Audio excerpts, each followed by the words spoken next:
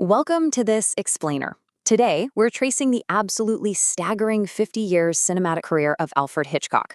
We're going to track his incredible evolution, going all the way from the silent era in London straight through to his final Hollywood masterpieces. We'll see how he, practically invented the modern thriller that we all still love watching today. Okay, so let's dive right in by anchoring ourselves on the exact date of his passing, just to get a feel for the historical context of the day the news broke. It was Tuesday, April 29th, 1980. That was the day the world learned it had lost a true legend. Here is our roadmap for today. We'll start with April 1980, a legend passes, rewind to the London silent era, explore the British sound films, follow his move to Hollywood, and conclude with the final masterpieces. Section 1. April 1980.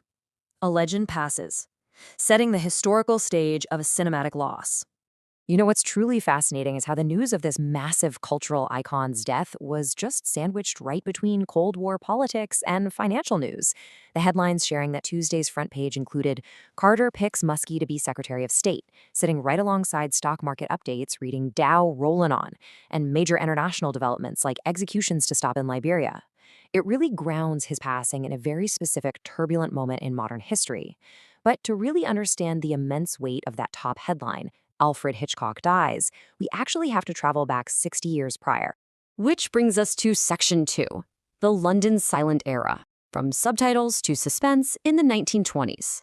Hitchcock's progression in the silent film industry was just incredibly rapid. In 1920, he joined famous players Lasky simply to write and design subtitles for silent art films. Fast forward to 1922, and he's already taking a shot at directing a project called Number 13, though actually that one remained unfinished. But he didn't stop. After a stint in Munich directing The Pleasure Garden in 1925, he scored his major breakout in 1926 with The Lodger, a story of the London fog. Just think about that. In 6 short years, he completely transformed from a title designer to a full-fledged filmmaker. Section 3. The British sound films. The transition to talkies. Now, as cinema evolved, so did Hitchcock. His 1929 film Blackmail wasn't just a movie. It was a major technological milestone that required some incredibly innovative solutions, like live voice dubbing. See, the film starred Annie Andra, but she had a heavy accent that really didn't fit the London setting for this brand new talkie format.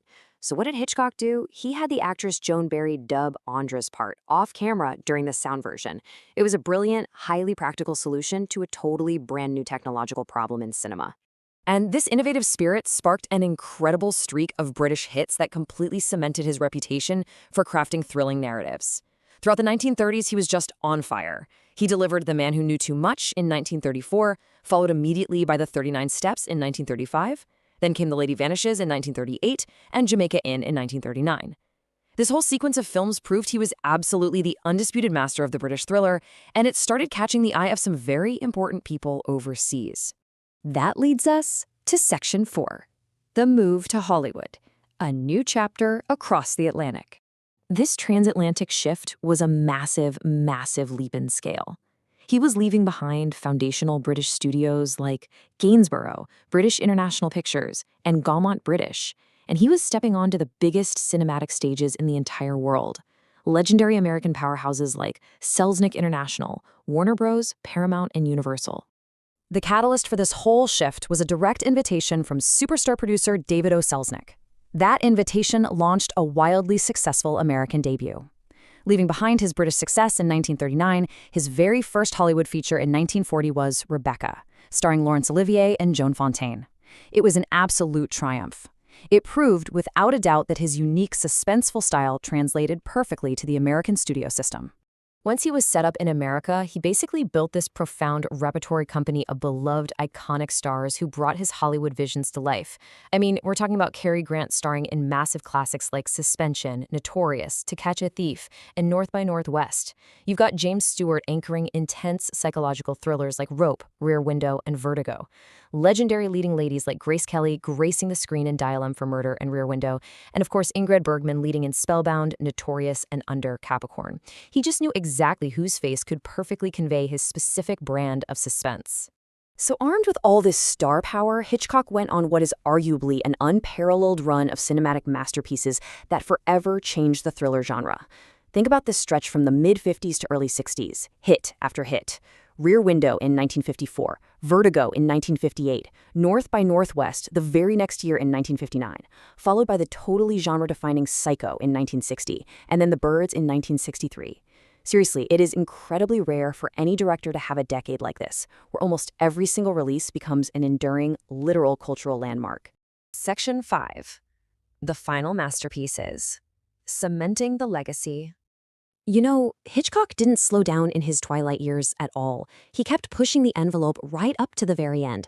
In 1964, he dove deep into psychological trauma with Marnie.